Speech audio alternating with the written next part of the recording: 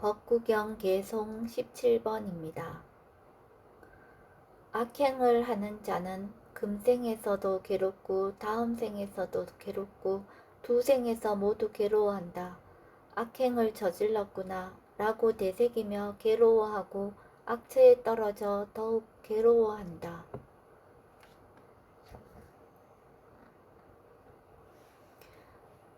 법구경 개송 17번 이야기, 법구경 12번째 이야기입니다. 승단을 분열시키고 부처님을 시해하려 한 대화다따. 부처님께서 제따와나에 계실 때 대화다따와 관련해서 개송 17번을 설하셨다. 대화다따가 비구가 된 때부터 땅이 갈라지면서 그를 삼켜버릴 때까지 대화다따 이야기가 자따가에 자세히 기술되어 있다. 여기서는 대략적인 줄거리만 이야기한다. 6 왕자의 출가. 부처님께서 말라의 상업도시 아누비아 근처에 있는 아누비아 망고 숲에 머물고 계셨다. 그때 부처님의 친척들인 8만 명의 사끼야족들이 부처님에게서 열애만이 갖추고 있는 고귀한 특징들을 발견하였다. 사끼야족 청년들은 이렇게 생각했다. 그는 부처님일까야. 우리는 부처님께 출가하여 출세가는 삶을 살아가야겠다. 6명의 청년들을 제외하고 모두가 부처님께 출가하여 비구가 되었다. 그러나 바띠야, 아누루따, 아난다, 바구, 김빌라, 데와다따 6 사끼야족 왕자들은 아직 출가하지 않고 있었다. 그래서 사끼야족 왕족들은 이 문제를 가지고 토론하기 시작했다. 우리는 한 집안에 한 명씩 출가를 허락한다. 하지만 이 6명의 왕자들은 사끼야족이 아니란 말인가? 왜 출가하지 않는 것인가? 그러자 사끼야족 왕자 마하나마는 동생 아누루타에게 가서 말했다. 아우야, 우리 집안에는 비구가 된 사람이 없구나.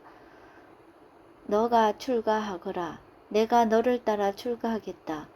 아누루타는 호사스럽고 과잉보호 속에 자라나 이제까지 없다라는 말을 들어본 적이 없었다.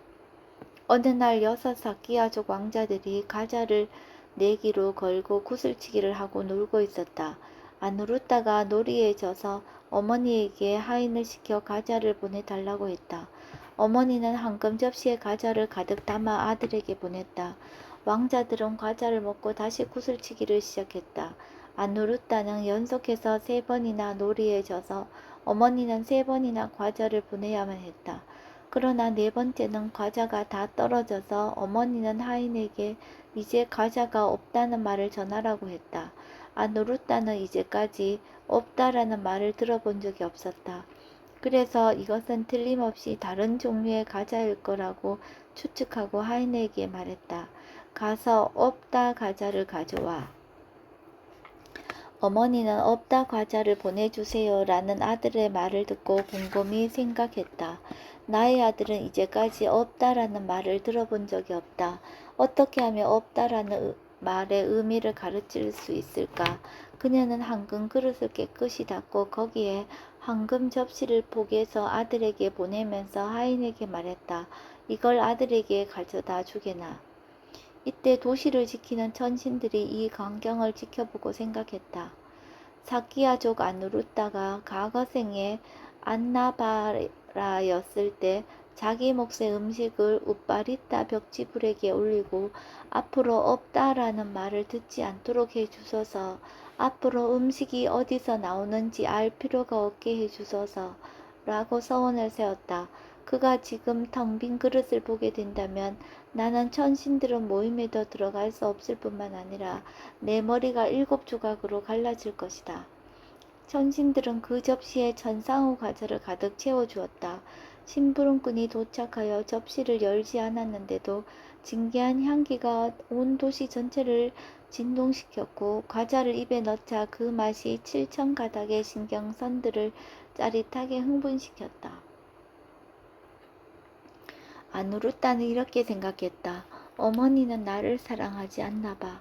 여태 이렇게 맛있는 없다 과자를 구워주시지 않으셨으니 다음부터는 다른 과자는 절대 먹지 않을 거야. 그는 집으로 와서 어머니에게 물었다. 어머니는 나를 사랑하지 않는 거예요? 사랑하는 아들아, 무슨 말을 하는 거니? 너를 눈에 넣어도 아프지 않고 너를 위해서라면 심장도 떼어줄 수도 있단다. 어머니, 그렇게 사랑한다면서 이제껏 없다 가자를 구워주시지 않았던 거예요. 어머니는 하인을 보고 물었다. 자네 그 그릇에 무엇이 들어있던가? 마님, 그 접시에는 제가 전에 보지 못했던 새로운 과자로 가득 차 있었어요. 어머니는 곰곰이 생각해 보았다. 나의 아들은 전생에 커다란 공덕을 쌓고 서운을 세운 게 틀림없어. 그래서 천신들이 천상의 과자를 가득 채워준 것이 틀림없어. 아들이 어머니에게 말했다. 어머니, 지금부터는 이 과자 외에 다른 과자는 절대 먹지 않을 거예요. 그러니 앞으로는 없다 과자만 구워주세요. 그날 이후로 아들이 과자를 먹고 싶다고 전가를 보내면 어머니는 텅 빈 그릇에 접시를 덮어서 보내곤 했다. 그러면 그가 새 속에서 사는 동안에는 천신들이 천상의 과자를 담아주었다.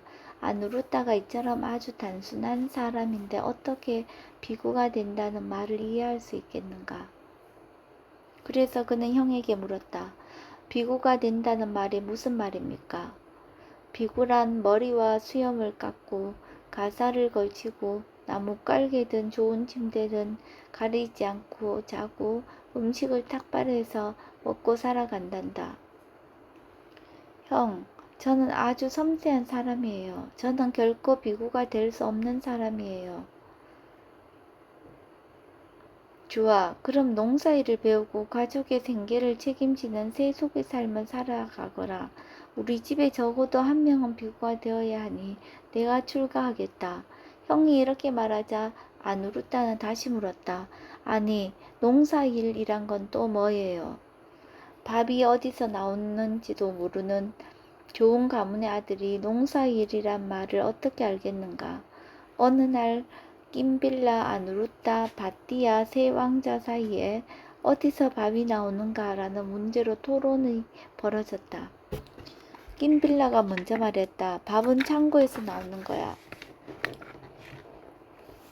바띠아가 말했다. 너는 밥이 어디서 나오는지도 모르는구나. 밥은 솥에서 나오는 거야. 그러자 아누루타가 말했다. 너희 둘은 진정 밥이 어디서 나오는지 모르는구나. 밥은 보석이 촘촘히 박힌 손잡이가 있는 황금 그릇에서 나오는 거야. 김빌라는 어느 날 사람들이 창고에서 쌀을 꺼내는 것을 보고 이렇게 말했다. 밥은 창고에서 생산되는 거야. 바띠아는 하녀들이 솥에서 밥을 꺼내는 것을 보고 이렇게 말했다고 한다. 밥은 솥에서 생산되는 거야. 그러나 아누루타는 별을 짓는 것도 솥에서 밥을 꺼내는 것도 본 적이 없고 오직 자기 앞에 놓인 그릇에서만 보았을 뿐이어서 그렇게 말했다고 한다. 사람들이 먹고 싶다는 생각을 하면 언제나 밥이 황금 그릇에서 나타나는 거야. 이처럼 세 왕자는 밥이 어디서 나오는지도 모르고 자랐던 것이다. 농사일이란 것이 뭐예요? 먼저 논에 나가 쟁기질을 한단다.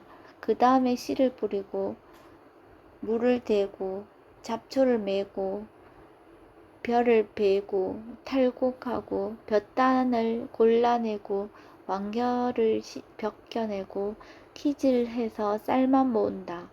그 일이 끝나면 다음 해에도 똑같이 해야 한단다. 아누르타는 곰곰이 생각했다. 농사 짓는 일은 언제 끝이 나는가? 나는 언제 재물을 즐기면서 한가로이 세월을 보낼 수 있는가? 그에게 농사를 짓는 것은 영원히 끝나지 않는 일처럼 보였기 때문에 형에게 자신의 선택을 말했다. 좋아요. 그렇다면 형이 세속에 남아 가정을 책임지도록 하세요. 나에게 세속의 삶은 아무 흥미가 없어요. 아누르타는 어머니에게 가서 말했다. 어머니, 전 비구가 되고 싶어요. 허락해 주세요. 아누르타는 3번이나 어머니에게 출가를 허락해 달라고 요청했으나 어머니는 번번이 거절하다가 어쩔 수가 없자 이렇게 말했다. 아누르타는 친구 바따야에게 가서 말했다. 친구여, 나의 출가는 전적으로 자네의 출가 여부에 달렸다네. 아누루타는 친구 바띠야 왕을 설득하여 7일째 되는 날 그와 함께 출가하기로 약속을 받아냈다.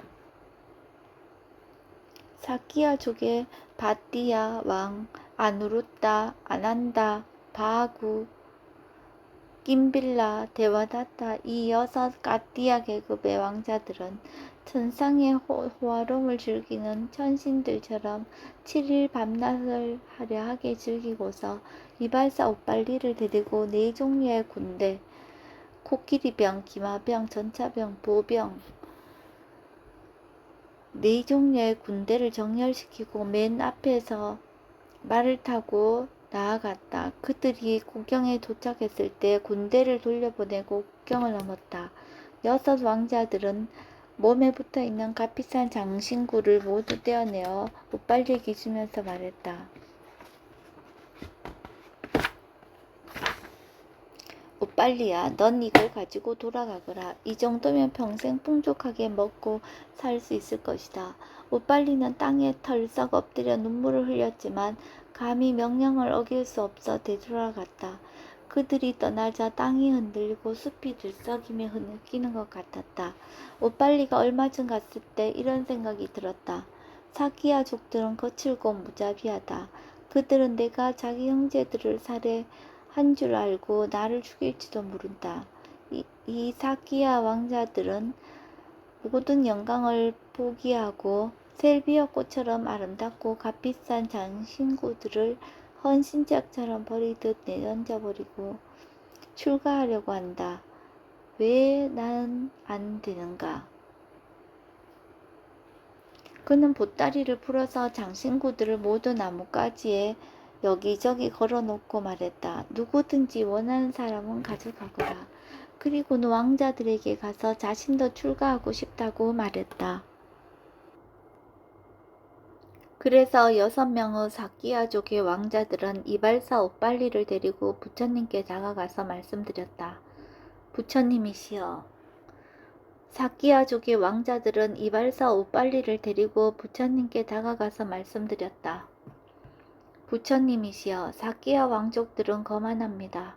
이 사람은 오랫동안 우리를 시중들었습니다. 그에게 먼저 기회를 주십시오.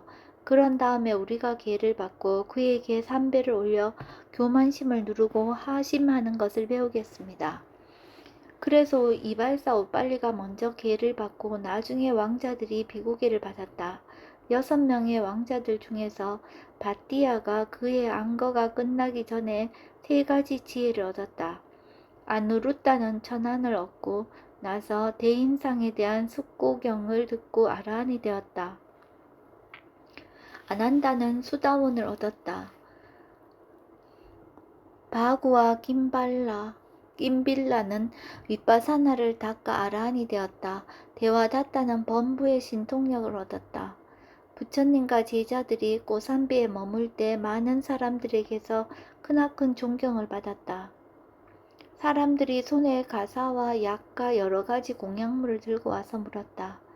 부처님은 어디에 계시나요? 사리부타 장로님은 어디에 계시나요? 모칼라나 장로님은 어디에 계시나요? 까사빠 장로님은 어디에 계시나요? 바띠아 장로님은 어디에 계시나요? 아누루타 장로님은 어디에 계시나요? 아난다 장로님은 어디에 계시나요? 바구 장로님은 어디에 계시나요? 김빌라 장로님은 어디에 계시나요? 신도들은 부처님과 8명의 장로들이 앉아 계시는 곳을 찾아 사원을 돌아다녔다.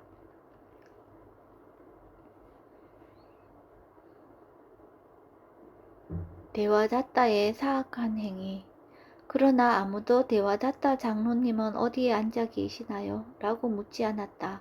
데와다타는 자존심에 상처를 입었다. 그들이 비구가 될 때 나도 비구가 되었다. 그들도 카띠야 계급 출신이고 나도 카띠야 출신이다. 하지만 신도들은 음식과 꽃과 향을 들고 와서 그들만 찾고 나를 찾는 이는 아무도 없다. 누구와 손을 잡고 누구에게 환심을 사야 혼자 힘으로 이득과 명예를 얻을 수 있을까?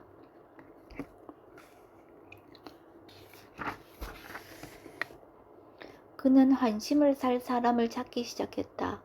빈비사라 왕은 부처님을 처음 본 그날 10만 1000명의 주변 사람들과 함께 수다원가를 얻었다. 그는 성인과 범부를 알아보므로 나와 손을 잡으려 하지 않을 것이다. 고살라 국왕도 손을 잡을 수 없겠다. 그러나 빈비사라 왕의 아들 아자타 사뚜는 좋고 나쁜 사람을 구별하지 못한다. 그와 손을 잡아야겠다. 데와다타는 고산비를 떠나 라자가하로 갔다.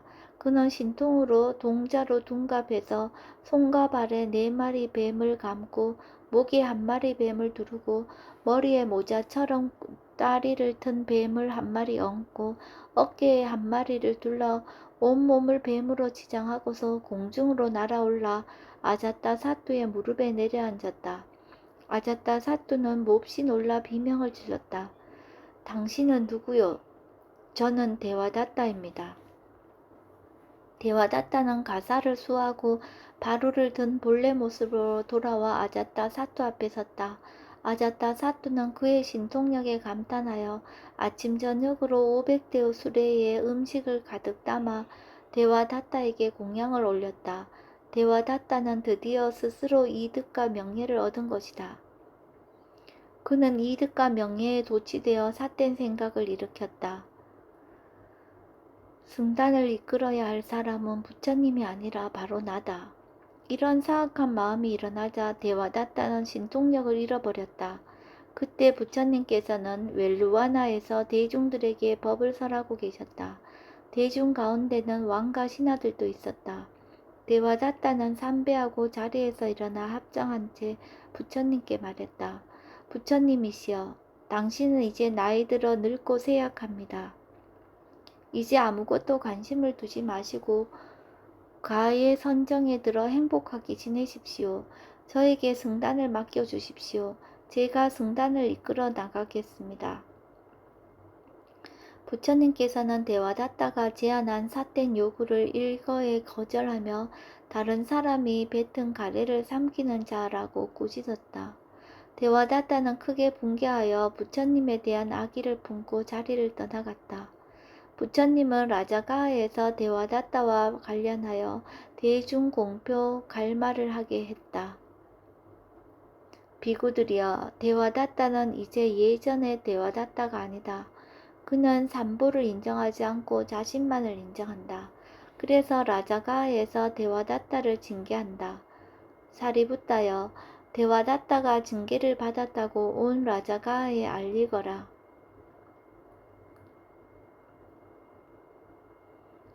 부처님을 시해하려고 한 데와다타.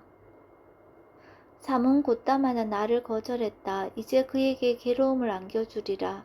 데와다타는 이렇게 생각하며 아자타 사뚜에게 가서 말했다. 왕자시여, 옛날에는 사람들의 수명이 길었습니다. 그러나 오늘날에는 수명이 짧습니다. 그래서 왕자님은 왕이 되지 못하고 왕자로 죽을 것입니다. 그러니 부왕을 죽이고 왕위에 오르십시오. 나는 붓다를 죽이고 붓다의 자리에 오를 것입니다. 아자타 사뚜가 부왕을 죽이고 왕위에 올랐다. 데와다타는 부처님을 살해하려고 자객들을 고용했다. 그러나 자객들은 부처님의 법문을 듣고 모두 수다원이 되어 부처님께 귀의했다. 데와다타는 자객을 고용하여 부처님을 살해하는 것이 실패로 돌아가자 그가 직접 기짜 굿다 산봉우리로 올라갔다. 내가 직접 사문고타마를 죽이겠다. 그는 산 위에서 부처님을 향하여 커다란 돌을 굴렸으나 부처님 발에 피를 냈을 뿐이었다. 그는 부처님을 살해하는 데 실패하자 다음에는 사나운 코끼리 날라기리를 부처님을 향하여 돌진하게 만들었다. 코끼리가 코를 치켜 세우고 귀와 꼬리를 세운 채 돌진해 오자 아난다 장로가 목숨을 내던지며 앞으로 나아가 부처님의 생명을 보호하려 했다. 그러나 부처님께서 자해 삼매의 힘으로 코끼리를 감싸자 코끼리가 온순해지면서 부처님에게 무릎을 꿇었다. 부처님께서는 신도들이 가져온 음식을 드신 후에 라자가해의 시민들에게 법문하셨다. 이때 많은 신도들이 수다원가를 얻었다. 아난다 장로는 정말 거룩한 모습을 보여주었다. 사나운 코끼리가 돌진해 올 때 부처님 앞에 나서며 자신의 목숨으로 막으려 하다니. 부처님께서는 비구들이 아난다 장로를 칭찬하는 말을 듣고 말씀하셨다. 비구들이여, 그가 나의 목숨을 지키기 위해 목숨을 내던진 것은 이번이 처음이 아니고 과거 생에서도 그런 일이 있었다. 비구들이 그 이야기를 해달라고 하자 부처님께서는 줄라 함사 자따까 마하 함사 자따까 깎았다 작갔다를 설하셨다. 줄라 함사 자따까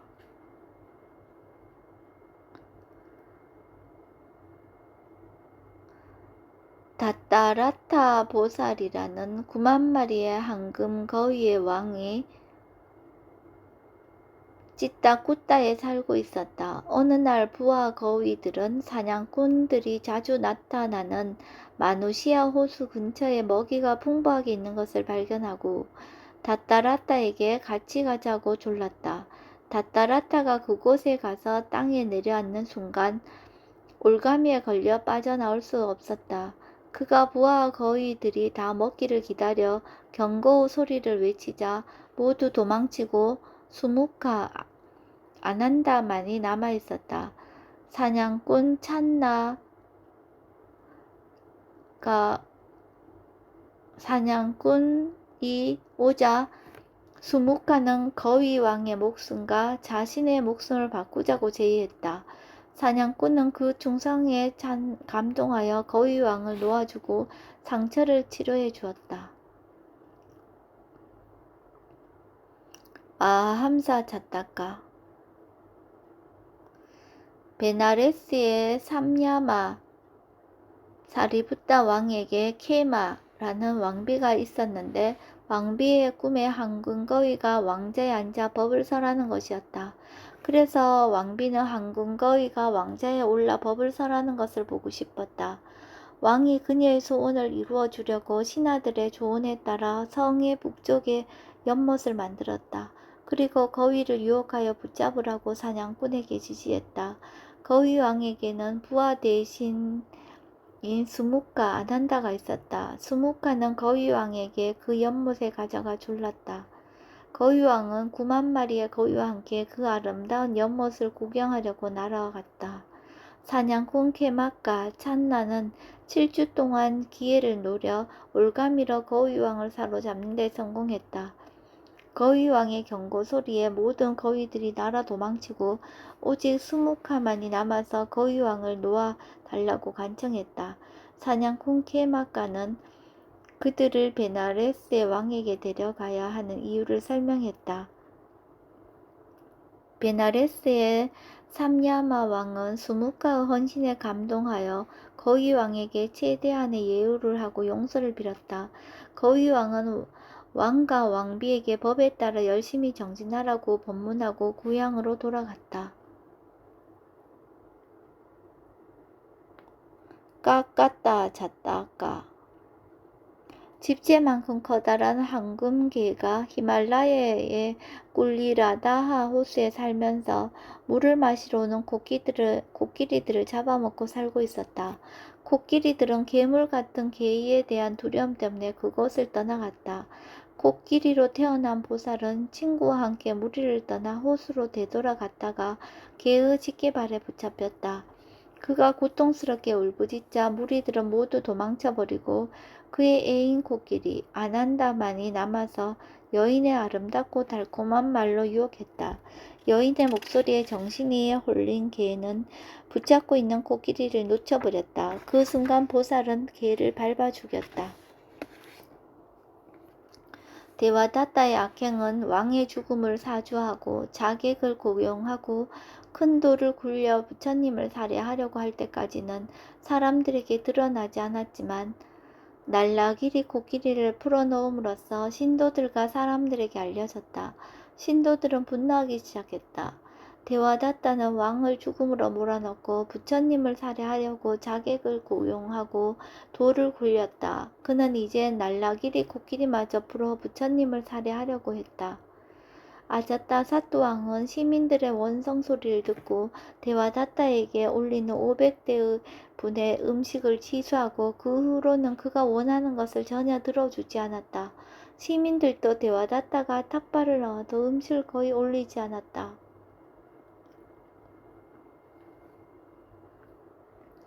승단의 분열을 획책한 데와다타. 데와다타는 이득과 명예를 잃게 되자 나쁜 계략을 꾸몄다. 그는 승단의 화합을 깨뜨리고 분열시키기 위해 부처님께 가서 더 강화된 5가지 계율을 제안했다. 첫째, 비구는 평생 숲속에서만 생활하고 사원에서 살면 안 된다. 둘째, 비구는 오직 탁발에서 먹어야 하고 일체 신도들의 공양청에 응해서는 안 된다. 셋째, 비구는 남들이 입다 버린 누더기로만 가사를 만들어 입어야 하고 제가자들이 새천으로 만들어준 가사는 입어서는 안 된다. 넷째, 비구는 평생 나무 아래에서 머물러야 하며 지붕 아래에서 자서는 안 된다. 다섯째, 비구는 생선이나 고기를 먹어서는 안 된다. 부처님께서는 그 제안을 거절하며 말씀하셨다. 데와다타여, 그만두어라. 누구든 원한다면 숲속에 머물러도 좋고 사원에 머물러도 좋다. 누구든 탁발해도 좋고 공양청에 응해도 좋다. 누구든 누더기 가사를 입어도 좋고 새 가사를 입어도 좋다. 누구든 우기를 제외한 8개월은 나무 아래에서 머물러도 좋다. 누구든 자기가 먹으려고 잡은 것이 아니라면 물고기나 고기를 먹어도 좋다. 데와다타는 부처님께서 자기가 제안한 엄격한 계율을 거절하자 기쁜 마음으로 비구들에게 말했다. 형제들이여, 누구의 가르침이 더 고귀한가?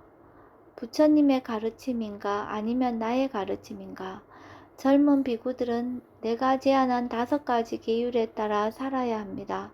형제들이여, 괴로움에서 벗어나기를 원하는 사람은 누구든지 나와 함께 가도록 합시다.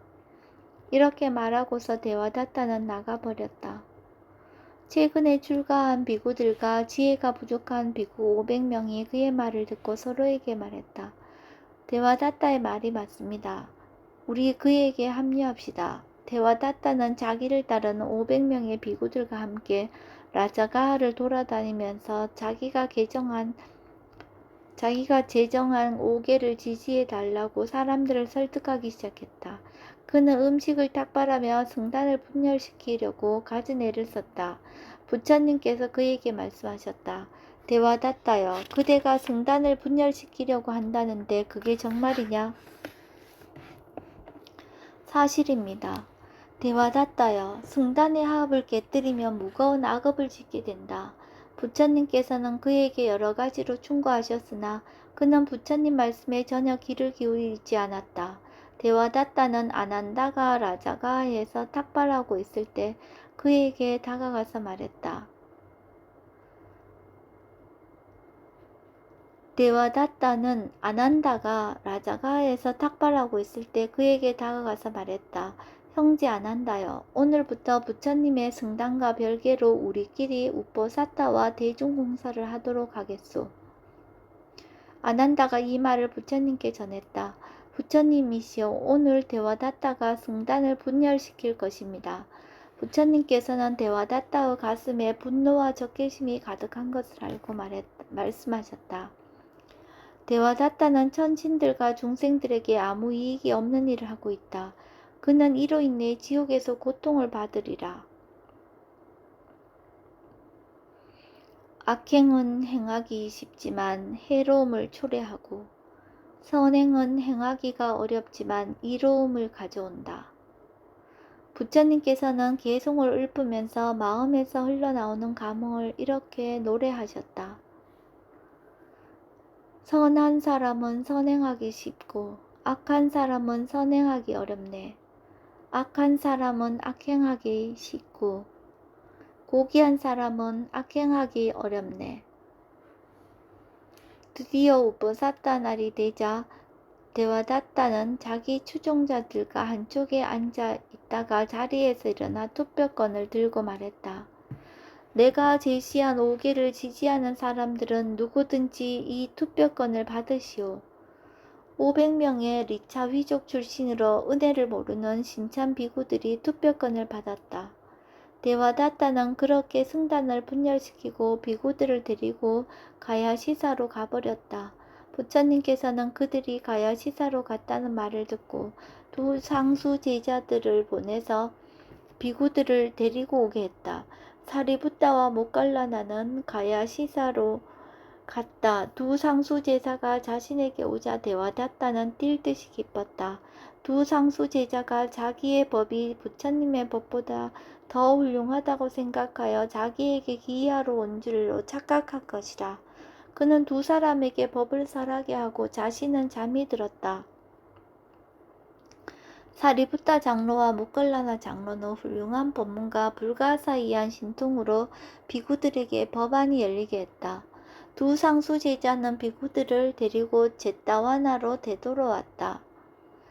꽃갈리가가 잠을 자고 있는 데와다타를 깨우며 말했다. 데와다타여, 일어나십시오. 사리부타와 모갈라나가 그대의 제자들을 모두 데리고 가버렸습니다. 그래서 내가 사리부타와 모갈라나를 믿지 말라고 하지 않았습니까? 데와다타가 화를 내며 말했다. 사리부타와 모갈라나가 나쁜 마음을 품고 있었구나. 그들은 악한 마음에 사로잡혀 있구나.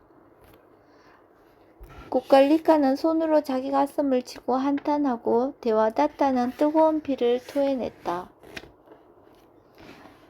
비구들은 사리부타 장로가 비구들을 데리고 돌아오는 것을 보고 말했다. 부처님이시여, 사리부타 장로가 갈 때는 동료 한 사람만 데리고 갔었는데 올 때는 많은 사람들을 데리고 장엄한 모습으로 돌아오고 있습니다. 비구들이여, 이런 일이 처음이 아니다. 과거에도 동물로 태어났을 때에도 나의 아들 사리부타는 이렇게 화려하게 나에게 돌아왔느니라.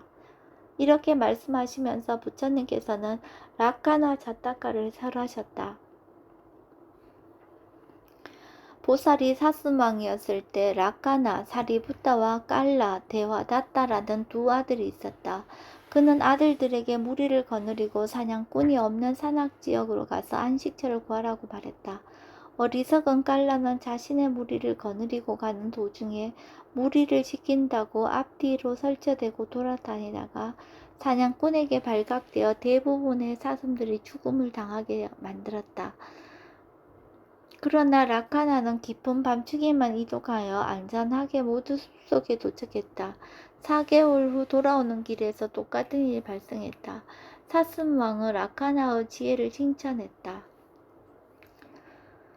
지혜가 있고 덕이 있는 사람과 함께 가라. 따뜻한 감정이 있는 사람과 함께 가라. 자신의 동료들을 무사히 데리고 오는 라카나를 보아라. 그리고 동료들을 다 잃어버리고 혼자 오는 저 어리석은 깔라를 보아라. 비구들이 또 말했다. 부처님이시여, 데와다타가 두 상수 제사를 자신의 양쪽에 앉히고 부처님 흉내를 내었다고 합니다. 비구들이여, 그가 나를 흉내낸 것은 이번이 처음이 아니다. 과거 생에서도 나를 흉내내려고 무진애를 썼지만 실패했다. 부처님께서는 위락과 자타카를 이야기하시면서 개성을 읊으셨다. 보살이 위락가라는 이름의 까마귀로 태어나 연못에 살고 있었다. 어느 때 가시에 가뭄이 들어 사와에 따까 데와다타라는 까마귀는 먹이를 구하기 힘들어지자 아내를 데리고 위락가가 살고 있는 곳으로 왔다. 사와다카는 위락가의 하인이 되어 위락가가 연못에서 잡은 고기를 얻어먹었다. 나중에 사와다카는 위락가의 경고에도 불구하고 직접 고기를 잡기 위해 연못으로 뛰어들다가 빠져 죽었다. 위랄까요? 그대는 공작처럼 우아하고 꾀꼬리처럼 매혹적인 목소리를 가진 새를 본 적이 있는가? 그가 바로 내 남편이라네. 그대의 남편 사와따까는 나 위락가를 모방하여 물 위를 걸으려고 했지만 숲초에 발이 얽혀 빠져 죽고 말았지. 다음날 부처님께서는 같은 주제로 깐달라까 자타카를 이야기해 주셨다. 깐다 갈라까 자타카. 보살이 카디라와니야라는 이름의 딱따구리였을 때 깐다 갈라까 라는 친구가 있었다. 어느 날 보살은 친구를 데리고 아카시아 나무로 가서 아카시아 나무에 사는 벌레를 잡아 그에게 잡아주었다. 깐다라까는 그 벌레를 먹고 자기도 친구의 도움 없이 벌레를 잡을 수 있다는 자신감이 일어나 카디라와니아의 경고에도 불구하고 아카시아 나무를 쪼다가 뿌리가 부러지면서 떨어져 죽었다. 딱따구리 한 마리가 부드럽고 썩은 나무를 주워 벌레를 잡다가 단단한 아카시아 나무에 와서 힘껏 쪼다가 머리가 부서져 죽었다네.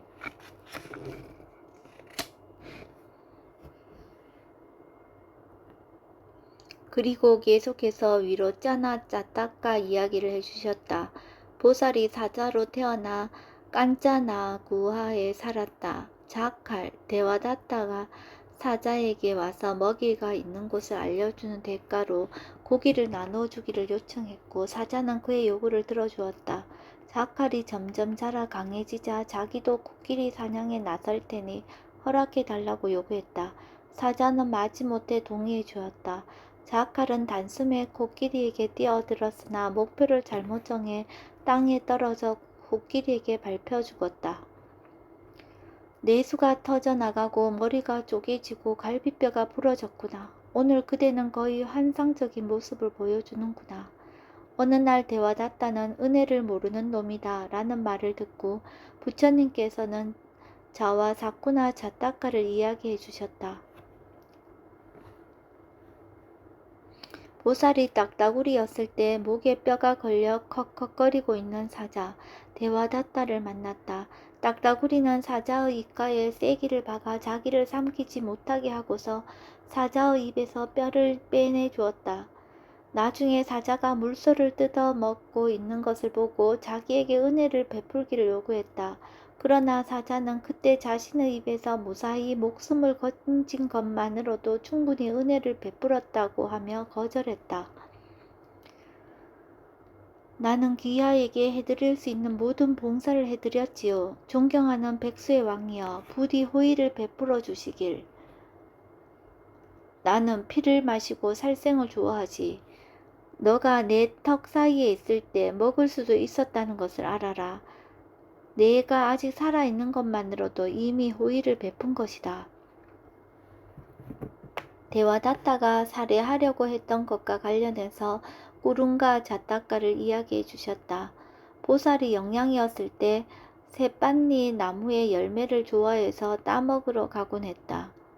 사냥꾼 대화다tta가 그것을 알고 영양을 사냥할 기회를 노리면서 숨어 있었다. 그러나 보살은 사냥꾼이 나타난 것을 감지하고 도망쳐 죽음에서 벗어났다. 그대가 새빤리 열매를 떨어뜨려 유혹한다는 사실을 영양들은 이미 잘 알고 있었지. 우리 다른 새빤리 나무로 가세나. 그대의 나무는 우리를 좋아하지 않는 것 같으이.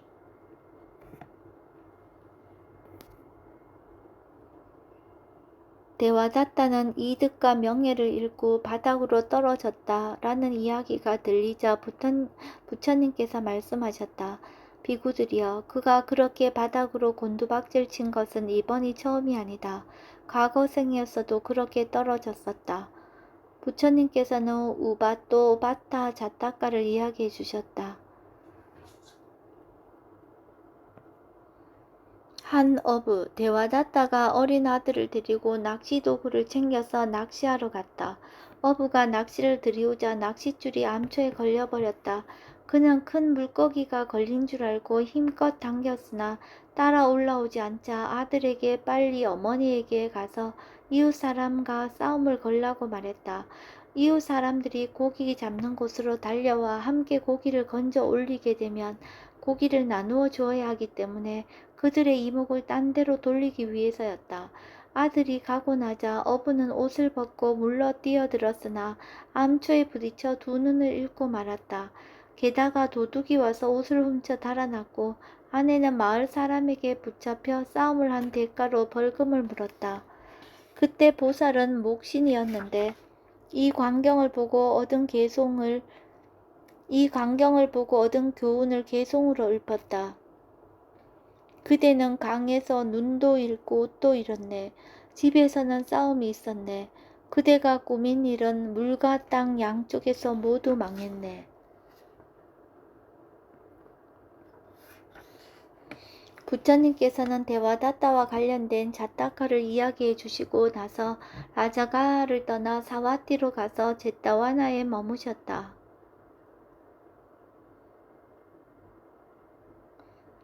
대와다타의 죽음. 대와다타는 중병에 걸려 침대에 누워 일어나지 못했다. 병이 9개월 동안 계속되자 그는 부처님을 뵙고 싶어 제자들에게 말했다. 부처님을 뵙고 싶다. 부처님을 배울 수 있게 해다오. 스님은 건강할 때 부처님과 원수가 되어 지내지 않았습니까? 우리는 스님을 부처님께 모셔갈 용기가 없습니다. 나를 파멸로 몰아넣지 마라. 나는 부처님에게 악의를 품었지만 부처님께서는 터럭만큼도 나를 미워해 본 적이 없다. 이 말은 사실이다. 살인 미수자 데와다타에게도, 살인 강도 앙굴리 말라에게도, 코끼리 날라기리에게도, 아들 라울라에게도 모두 똑같이 자애로운 마음으로 대하셨네. 부처님을 만나게 해다오. 대와다타는 제자들에게 계속해서 간청했다. 결국 제자들은 그를 가마에 태우고 사와티로 출발했다. 비구들이 대와다타가 오고 있다는 사실을 부처님께 알렸다. 부처님이시여, 대와다타가 부처님을 뵈러 오고 있다고 합니다. 비구들이여, 그는 금생의 몸으로 나를 결코 볼 수 없을 것이다. 대와다타가 5가지 계율을 제정하자고 요구했을 때에도 부처님을 다시는 볼 수 없을 거라고 말씀하셨다고 한다. 부처님이시여, 대와다타가 지금 오고 있다고 합니다. 지금 거의 다 왔다고 합니다. 그가 하고 싶은 대로 놔두어라. 그는 다시는 나를 볼 수 없을 것이다. 부처님이시여, 그가 지금 1요자나까지 왔다고 합니다. 그가 지금 반요자나까지 왔다고 합니다. 그가 지금 4분의 1 요자나까지 왔다고 합니다. 그가 지금 연못에 들어섰습니다. 그가 제타와나 안에 있는 연못까지 들어왔다고 해도 나를 결코 볼 수 없을 것이다. 대와다타를 태우고 온 사람들이 연못가에 가마를 내려놓고 모욕하려고 연못으로 들어갔다. 대와다타는 몸을 일으켜 발을 땅에 내려놓고 일어섰다. 그 순간 그의 발이 땅속으로 꺼져들기 시작했다. 처음에는 발목까지, 다음에는 무릎까지, 다음에는 가슴까지, 그 다음에는 목까지 꺼져 들어갔다. 마침내 턱뼈가 땅에 닿자 그는 마지막 숨을 토해 개송을 읊었다. 사람 가운데 가장 존귀하신 분, 신들 중에 신, 인간을 가장 잘 길들이시는 분, 모든 것을 알고 보시는 분, 과거의 공덕으로 30 이상을 갖추신 분, 그분 부처님께 아직 남아있는 턱뼈와 아직 살아 숨쉬고 있는 목숨을 바쳐 귀의합니다. 부처님께서는 일이 이렇게 전개될지 미리 아셨으면서도 대와다타를 출가시켰다. 그가 출가하지 않는다면 윤회를 벗어나는 씨앗을 심지 못하지만 출가한다면 아무리 큰 죄를 저지른다 해도 미래에 윤회를 벗어날 씨앗을 심을 것이다. 부처님께서는 이런 생각으로 대와다타를 출가시킨 것이다. 대와다타는 10만 대겁이 지난 뒤에 아티사라는 이름을 가진 벽지불이 될 것이다. 대와다타는 땅속으로 빠져들어 아비지옥에 태어났다. 붓다에게 죄를 저질렀기 때문에 쉴 틈 없이 고문하라. 그는 이렇게 고문을 받았다. 그가 100요자나 넓이의 아비지옥에 들어갔을 때 그의 키가 100요자나로 커졌다. 그의 머리는 귀까지 철로 된 헬멧 속으로 들어가고 발은 발목까지 철로 된 땅속으로 들어가서 움직일 수 없이 서 있었다. 야자나무 줄기만한 쇠창이 서쪽 철벽에서 나와서 등을 꿰뚫고 가슴으로 나와 동쪽 벽까지 뚫고 지나갔다. 또 다른 쇠창이 남쪽 벽에서 나와서 오른쪽 옆구리를 꿰뚫고 들어가서 왼쪽 옆구리로 나와서 북쪽 벽까지 뚫고 지나갔다. 또 다른 쇠창이 헬멧에서 나와서 두개골을 꿰뚫고 항문으로 나와서 땅까지 뚫고 지나갔다. 이렇게 움직일 수 없는 자세에서 고문을 받았다. 비구들은 이렇게 말했다. 데와다타가 그 먼 거리를 왔지만 부처님을 뵙지 못하고 결국 땅속으로 빨려 들어갔구나. 비구들이여, 데와다타가 나에게 해를 해치고 땅속으로 빨려 들어간 것은 이번이 처음이 아니다. 과거 생에서도 그는 땅속으로 빨려 들어갔었다. 부처님께서는 과거 생에서 코끼리 왕이었을 때 일어난 일을 줄거리만 간략히 이야기하셨다.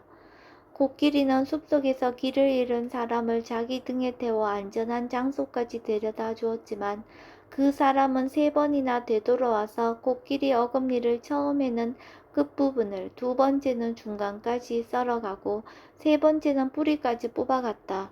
그는 보살을 죽였으므로 땅이 그를 삼켜버렸다. 부처님께서는 신라와 나가 자타카를 이야기해 주셨다. 보살이 8만 마리의 코끼리를 거느리고 히말라야에 살고 있었다. 그의 이름은 신라와였다. 어느 날 그는 숲속에서 길을 잃고 헤매는 사람 데와다타를 보았다. 그는 연민심이 일어나 자신의 거처로 데려가서 맛있는 과일을 대접하고 숲 밖으로 안내해 집으로 돌려보냈다. 그러나 이 사악한 사람은 숲속의 표시를 눈여겨보았다가 도시로 돌아가 상하 장사꾼에게 신라와의 어금니를 가져오겠다고 말했다. 그는 숲으로 되돌아가서 신라와에게 자신은 살기가 어렵고 힘드니 어금니를 좀 떼어달라고 구걸했다. 신라와는 어금니를 썰어가도록 허락했다. 그러나 이 사악한 사람은 또다시 돌아왔다. 결국 신라와는 어금니를 뿌리까지 뽑아가도록 허용했다. 이 사람이 베나레스로 돌아오자 땅이 갈라지면서 그를 삼켜버렸다. 이 광경을 지켜본 목신 사리푸타는 그의 배은망덕한 악행을 보고 개송을 읊었다. 은혜를 모르고 항상 기회를 노리는 자에게 온 세계를 준다 해도 그를 만족시킬 수 없네.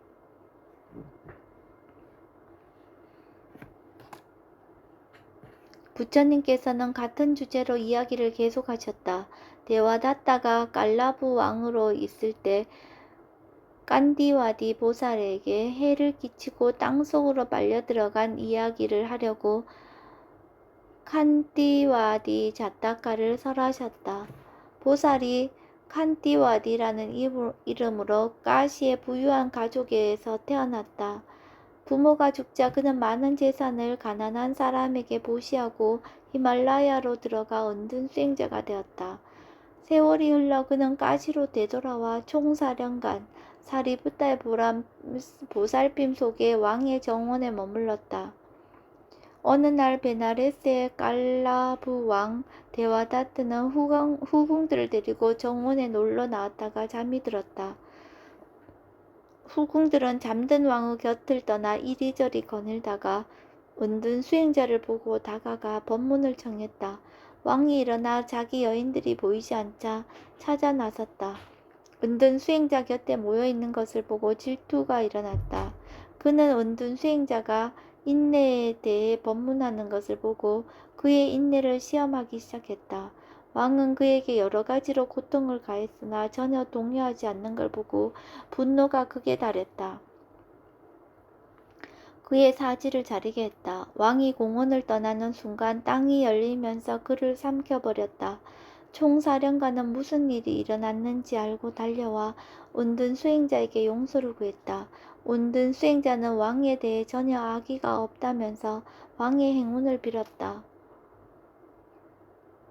부처님께서는 또 데와다타가 마하빠따빠 왕으로 있을 때 쫄라 담마 빨라 보살에게 해를 끼치고 땅속에 빨려 들어간 이야기를 하려고 쫄라 담마 빨라 자타카를 설하셨다. 보살이 베나레스를 통치하고 있는 마하빠따빠 왕 데와다타의 아들로 태어났다. 왕비는 짠다 마하빠자빠띠였다. 어느 날 왕비가 7살 난 아들과 노는데 정신이 팔려 왕이 방에 들어왔는데도 일어나지 않았다. 이것이 왕에게 질투의 불길이 일어나게 했다. 왕은 사형 집행인에게 왕자의 손발과 머리를 자르고 칼로 몸을 마치 화환처럼 난도질하게 했다. 왕비는 비탄에 잠겨 울다가 비통한 마음이 쓰러져 죽었다. 그러자 아비지옥의 불길이 솟아올라 마치 양털 담요처럼 왕을 감싸더니 끌고 들어가 버렸다. 데와다타가 땅속으로 빨려 들어갔을 때 시민들이 기뻐하고 즐거워하면서 깃발을 달고 형형색색의 천을 걸고 그릇에 꽃꽂이를 하여 장식하고 축제를 벌이면서 말했다. 그가 죽으니 너무나 기쁘다. 비구들이 이 일을 부처님께 보고하자 부처님께서 말씀하셨다. 데와다타의 죽음에 시민들이 즐거워한 것은 이번이 처음이 아니다. 과거 생에서도 기뻐했었다. 무자비함과 잔인함 때문에 모두가 미워했던 베나레스의 빙길라 왕의 죽음에 온 국민들이 즐거워했던 이야기를 하려고 부처님께서는 빙갈라 자타카를 설하셨다. 마하빙갈라 데와다타는 베나레스의 왕이었다. 그는 아주 악하고 잔인했다. 그가 죽자 국민들이 모두 기뻐하며 그의 시체를 마차 천대분량의 나무에로 태우고 축제를 벌였다. 그러고 나서 그의 아들 보살을 왕으로 추대했다.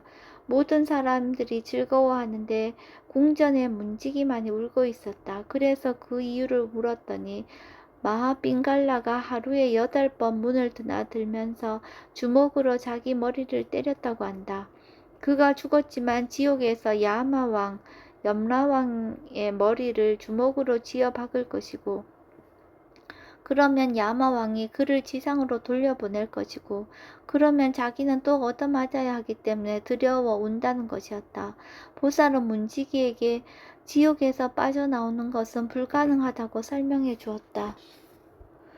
모든 사람들이 빙갈라의 손에 괴로움을 겪다가 그가 죽자 신뢰를 회복하고 기뻐하는데 문지기여 왜 우는가? 노란 눈을 가진 그가 너만 잘 대해 주었더란 말이냐? 노란 눈을 가진 그가 나를 잘 대해 준 것이 아니고 그가 되돌아올까봐 두려워 우는 겁니다. 죽어 지옥에 간 그가 야마왕을 두들겨 패면 야마왕이 그를 되돌려 보내지 않을까요? 비구들이 마지막으로 부처님께 여쭈었다. 부처님이시여 데와다타는 어디에 태어났습니까? 비구들이여 그는 아비지옥에 태어났다. 부처님이시여 그는 여기 사는 동안에도 고통을 겪고 죽어서도 고통을 받는 곳에 태어났습니다. 비구들이여 그렇다. 마음을 챙기지 않고 방일 속에서 살아가는 사람은 속인이거나 출가자이거나 양쪽 세상 모두에서 고통을 겪는다. 부처님께서는 이렇게 말씀하시면서 개송을 읊으셨다. 악행을 하는 자는 금생에서도 괴롭고 다음 생에서도 괴롭고 두 생에서 모두 괴로워한다. 악행을 저질렀구나 라고 되새기며 괴로워하고 악처에 떨어져 더욱 괴로워한다. 악행을 하는 자는 금생에서도 괴롭고 다음 생에서도 괴롭다. 두 생에서 모두 괴로워한다. 악행을 저질렀구나 라고 되새기며 괴로워하고 악처에 떨어져 더욱 괴로워한다.